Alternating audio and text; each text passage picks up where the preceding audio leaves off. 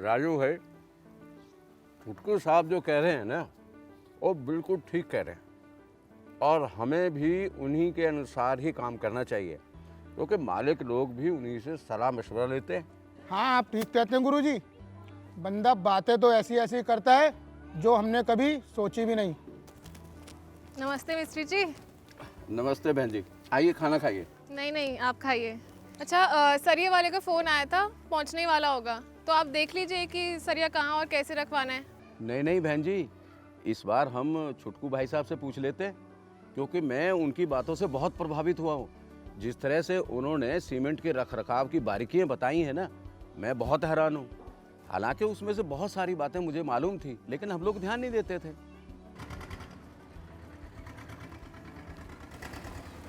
लीजिए मिस्त्री जी, सरिया वाला भी आ गया।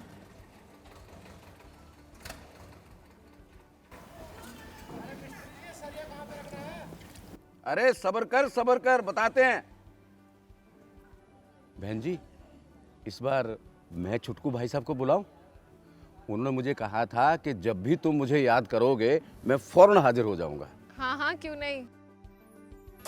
क्यों मिस्त्री जी, बताइए कैसे याद किया? अब तो छुटकू सरकार, आपको इस घर बनाने में हमारी मदद करनी पड़ेगी, क्योंकि जिस तरह से आपने हमें सीमेंट और ईंटों के रखरखाव के बारे में बताया है ना, उसी तरह से आप सरिये के बारे में भी बता दीजिए। सबसे पहली और महत्वपूर्ण बात तो ये है कि सरिये को कभी भी जमीन पर नहीं रखना चाहिए, क्योंकि जमीन की नमी के कारण सरिया जंग पकड़ लेता है। सरिया घुमावदार होता है, यानी यू शेप में आता है। इसीलिए 2 8-8 ईंटों का प्लेटफॉर्म ऊपर और 2 8-8 ईंटों का प्लेटफॉर्म नीचे की ओर बनाएं और उस पर सरिया रखें। सरिये को हमेशा वर्क साइड के एक किनारे रखें, जिससे आने जाने वालों को चोट ना लगे। अलग अलग साइज के सरिये जैसे 8 mm, 10 mm, 12 mm, 16 mm और 20 mm सबको अलग अलग रखें। छुटकू सरकार, रेत और गिट्टी को कैसे और कहाँ रखें ये और बता दीजिए। रेत को सीधा जमीन पर ना रखें, क्योंकि रेत या मोरंग उठाते समय जमीन की मिट्टी रेत के संग आ जाती है, और आप जानते हैं कि मिट्टी कंक्रीट की दुश्मन है, जो हमेशा सीलन आदि की संभावना बढ़ाती है। इसीलिए आप सबसे पहले जमीन पर पीली ईंट का प्लेटफॉर्म बनाएं और उस पर रेत रखें। जब भी बारिश होगी या रेत पर पानी पड़ेगा तो रेत की मिट्टी छनकर धीरे धीरे ईंटों के बीच में चली जाएगी। इससे रेत की क्वालिटी भी बनी रहेगी और आपकी रेत भी खराब नहीं होगी। आप यही तरीका गिट्टी और मोरंग के लिए भी अपना सकते हैं। छुटकू सरकार, मैं तो अब आपको गुरु मानने लगा हूँ, क्योंकि आपने बहुत अच्छी जानकारी दी है, और ख़ास करके ये कि जैसे आपने बताया कि सामान का सही रखरखाव भी घर की मजबूती की गारंटी देता है। ये तो बहुत ही अच्छी बात बताई है। आप तो मेरे आज से गुरु हो गए। लगता है मेरी बातें आपको पकड़ में आने लगी हैं। एक बात और कि सीखने की कोई उम्र नहीं होती। हमें हमेशा सीखने के लिए तैयार रहना चाहिए। क्यों मिस्त्री जी, हमारे छुटकू अंकल ने आपको सही बात बताई ना, वो हमारी ही नहीं सबकी मदद करते हैं। हाँ, बिल्कुल सही कहा बिटिया रानी, बिल्कुल सही कहा। अरे वाह, कढ़ी चावल। बस बस। अच्छा, कंस्ट्रक्शन साइट पे सब ठीक चल रहे हैं ना? अरे, जब भी मैं तुमसे कुछ काम के बारे में पूछता हूँ तुम हंसने लग जाती हो। आज तो बड़ा मजा आया। लेकिन हुआ क्या? आज ना तुम्हारे मिस्त्री साहब भी मान गए कि छुटकू भाई की बात सुनने में ही सबका फायदा है। भाई छुटकू भाई तो छुटकू भाई ही है। ओम पूर्णमदः पूर्णमिदं पूर्णात् पूर्णमुदच्यते पूर्णस्य पूर्णमादाय पूर्णमेवावशिष्यते। स्वाहा। आपका यज्ञ संपन्न हुआ। आइए नींव रखने चलें।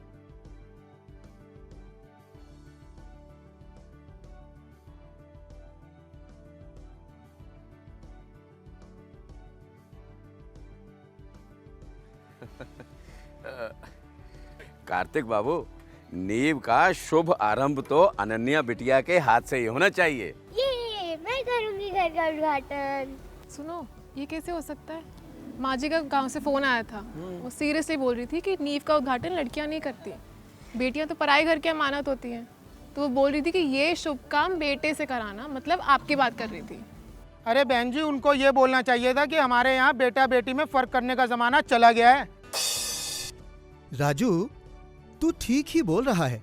हम और आप आज नए जमाने में जी रहे हैं, जहाँ बेटियां हर क्षेत्र में नाम कमा रही हैं, घर चला सकती हैं, घर की लक्ष्मी होती हैं, तो घर का उद्घाटन क्यों नहीं कर सकती? आप ठीक कह रहे हैं छुटकू भाई। इस घर की नींव तो हमारी प्यारी बेटिया अनन्या ही डालेगी। ये लो अनन्या बेटा।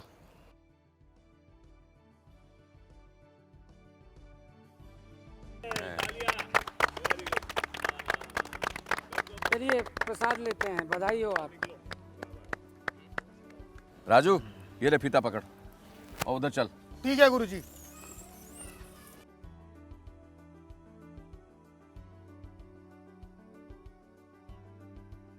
ओ टेढ़े, अरे सीधा कर। गुरुजी सीधा तो पकड़ा है। कार्तिक बाबू, आपका घर में ऐसा बनाऊंगा कि लोग मुझे सदियों तक याद रखेंगे। बस मिस्त्री जी, घर की मजबूती के साथ कोई कॉम्प्रोमाइज मत करिएगा। अरे कैसी बात करते हैं कार्तिक बाबू, मेरा बनाया हुआ घर भूकंप भी नहीं हिला सकता। अरे आप टेंशन क्यों लेते हैं, मैं हूं ना। छुटकू भाई कहाँ हो आप? आपकी गाइडेंस की बड़ी जरूरत है। मिस्त्री जी, ऐसा कौन सा घर बना रहे हैं जो भूकंप में भी नहीं हिल सकता? पहले ये बताएं कि नींव की मार्किंग आपने ड्राइंग के हिसाब से खींची है या अंदाजे से? ध्यान रहे, अगर मार्किंग ड्राइंग के हिसाब से नहीं की गई तो घर का बेस ही गलत हो जाएगा। छुटकू भाई साहब, आपके आने के बाद हमने खास ख्याल रखा है कि जो भी काम होगा वो ड्राइंग के हिसाब से होगा। बहुत बढ़िया मिस्त्री जी। और हाँ, हमने बेंचमार्क बना लिया है जो रोड लेवल से 2 फीट ऊपर है और साथ वाले घर से थोड़ा ऊंचा है। ये तो आपने बहुत ही अच्छा काम किया, लेकिन आप नींव के कोनों को आयताकार यानी 90 डिग्री को कैसे बनाएंगे? अपना तो वही पुराना तरीका है छुटकू साहब। सबसे पहले मैं चारों ओर से बाउंड्री से जितना नक्शे में है नाप कर निशान लगाऊंगा, फिर कोनों से क्रॉस दूरी नापूंगा जिसे कर्ण कहते हैं। अगर दोनों की दूरी बराबर है तो समझो चौखाना सही है। मिस्त्री जी, ये तरीका सही है जब प्लॉट पूरी तरह से चौकोर या आयताकार हो, लेकिन यदि प्लॉट आयताकार नहीं है और प्लॉट के आगे या पीछे की चौड़ाई कम या ज्यादा है तो बनने वाले मकान की नींव 90 डिग्री पर कैसे होगी?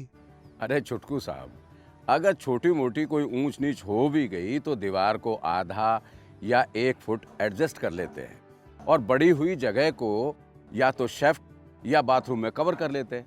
मिस्त्री जी, अंदाजे से मकानों का एडजस्टमेंट ही करते रहेंगे या सही वैज्ञानिक तरीकों से सीखकर बनाना चाहेंगे? छुटकू साहब, इनको जाने दीजिए, पुराने ढंग से ही चलेंगे। आप मुझे समझाइए, मैं करके बता दूंगा। ए राजू, जब 2 बड़े बात कर रहे हो तो बीच में अपनी चोंच मत खोला कर। चुप। अरे छुटकू साहब, जब आपको गुरु मान ही लिया है तो फिर आपकी सारी बातों का फायदा तो उठाएंगे ही ना। आप मुझे बताइए कैसे मार्किंग करनी है। मिस्त्री जी, कोई बात नहीं, सही चीज तो सबको सीखनी चाहिए। आइए मैं आपको बताता हूँ कि वैज्ञानिक तरीके से मार्किंग कैसे करते हैं। किसी भी प्लॉट का 90 डिग्री का सही एंगल लेने के लिए 3, 4, 5 की सिंपल पद्धति अपनाई जाती है। इसके लिए एक रस्सी लीजिए, कुछ लंबे कील या सरिया और नापने के लिए 1 इंची टेप। सबसे पहले बाउंड्री वॉल का रेफरेंस लेते हुए मैप के अनुसार जो लाइन सीधी है उस पर एक मार्क लगा लें। वहाँ एक कील ठोक दें। उसी बाउंड्री वॉल की लाइन के आगे एक निश्चित दूरी पर पुनः नक्शे के हिसाब से नापकर दूसरी कील ठोक दें।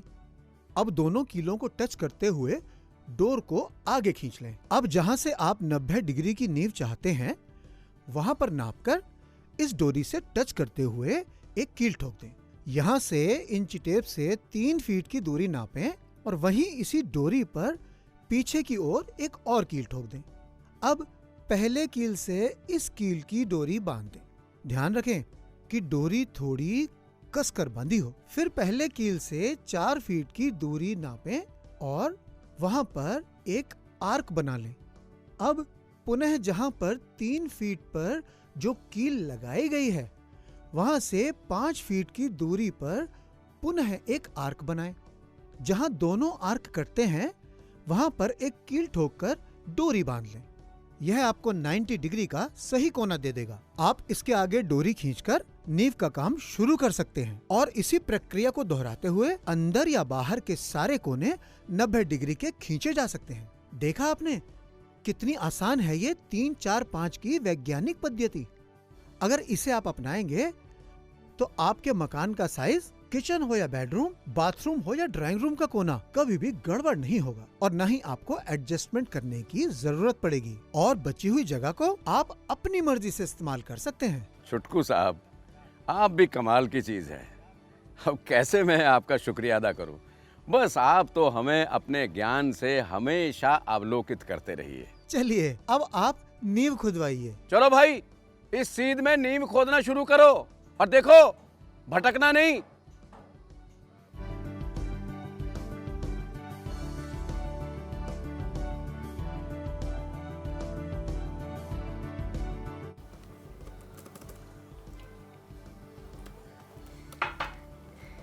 अनन्या बेटा, ये क्या कर रहे हो? अपनी मैथ्स की नोटबुक लेके आओ, जाओ होमवर्क पूरा करो, जाओ। मम्मा मैं अपने नए घर की ड्राइंग बना रही हूँ। अब तुम क्यों हंस रहे हो? अरे हमारी बेटिया आर्किटेक्ट बनेगी। ओ, छुटकू भाई ने इतनी अच्छी तरह समझाया है ना घर की नींव की खुदाई के बारे में कि कोई भी आर्किटेक्ट बन जाए। थैंक यू छुटकू भाई। Thank you. अब बारी है आज की मुख्य बातों पर ध्यान देने की।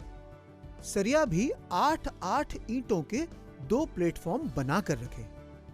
रेत और गिट्टी को भी पीली ईंट के प्लेटफॉर्म पर रखें। बेंच मार्किंग कैसे और कितनी करनी है, किसी भी प्लॉट के अंदर नक्शे के हिसाब से किस प्रकार आयताकार मार्क करना है और टेढ़ी मेढ़ी जगह को कैसे मार्क करना है। किसी भी प्लॉट की 90 डिग्री का सही एंगल 3, 4, 5 की पद्धति से निकालें। देखा आपने, ये छोटी छोटी बातें एक मजबूत और अच्छे घर के लिए बेहद जरूरी हैं।